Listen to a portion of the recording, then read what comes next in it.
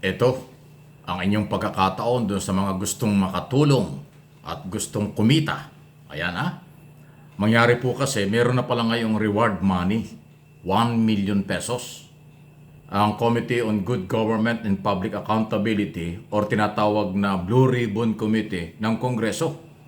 Ito ay para daw makilala, ma-identify kung sino yung Mary Grace Piatos. Kasi yung pong acknowledgement receipt tungkol sa 612.5 million pesos, hindi naniniwala ang mga kongresista na ito ay tamang nagamit. Kaya nga itong reward ay ito na yung pagkakataon para makatulong kayo. Eto pakinggan po ninyo ang sinasabi ni Congressman Jefferson Conghon ng Zambales. As the Vice Chairman ng Blue Ribbon Committee, nakakalungkot nga na hindi pupunta ang ating Vice President dahil marami siyang dapat na ipaliwanag tungkol dun sa mga nangyayari. At syempre kailangan ding umattend yung mga pinatawag ng House.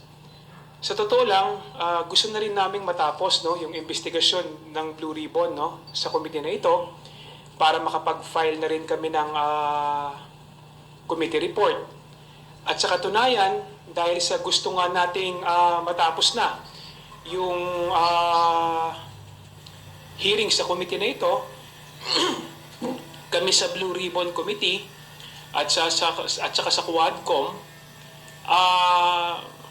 aming binibigyan na importansya na kailangan dumating yung mga itinatawag natin, lalong-lalo na pati yung mga pumirma ng mga acknowledgement receipt.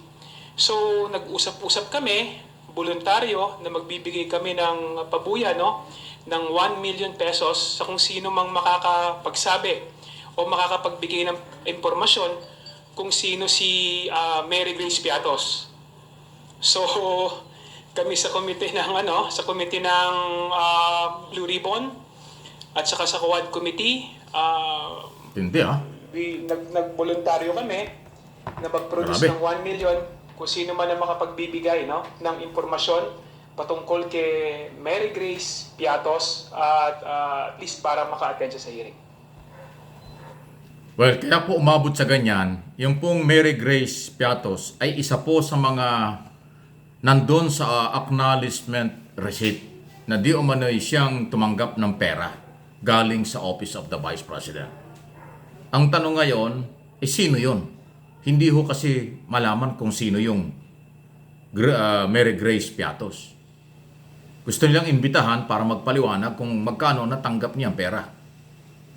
Ngayon, hindi nga po makilala at hindi alam kung sino yan, kaya may reward na 1 million.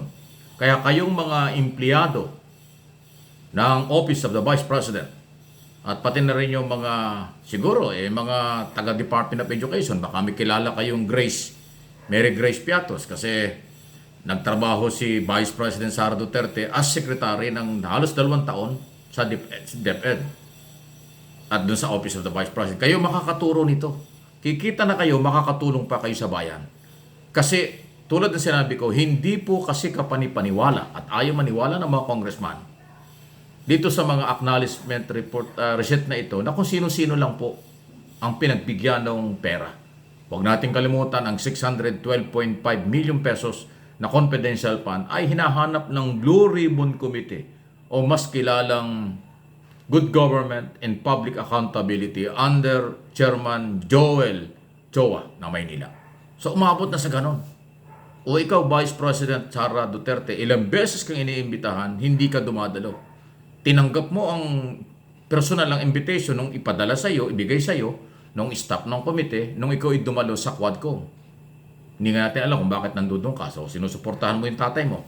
Pero dito sa hearing na ito, naka-schedule ng Wednesday, 20 ng November. Ngayon na. Ngayong linggo ito, November 20, yan ang hearing po ng Blue Ribbon para ikaw'y humarap. Ipaliwanag mo. Ang problema ho kasi, nagbigay na naman ng abiso si Vice President na hindi siya dadalo. Susulat na lang daw siya. So ayaw talaga niyang ipaliwanag.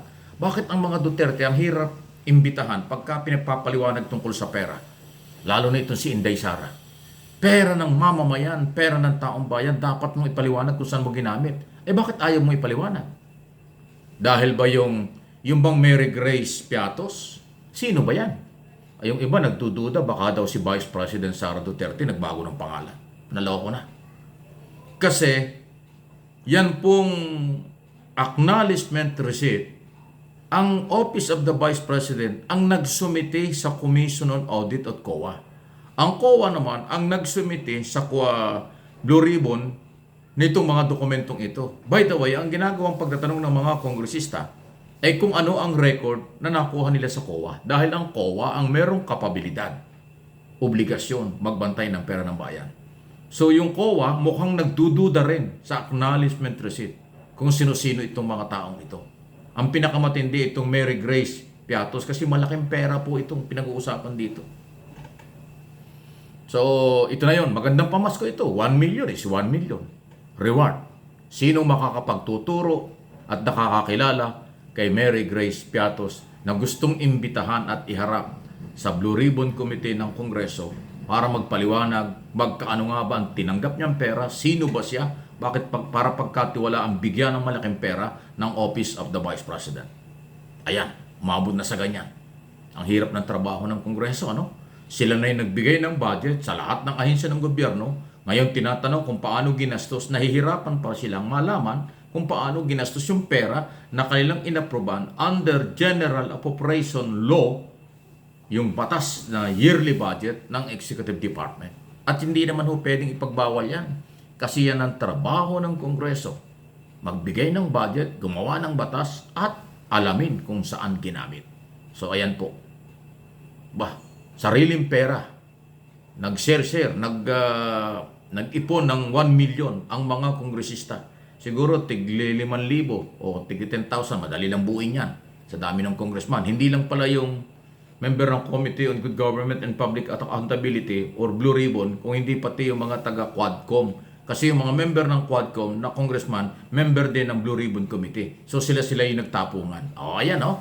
So magandang pamasko, maraming hamon yan. Maraming paregalo ang 1 million pesos. O di ba?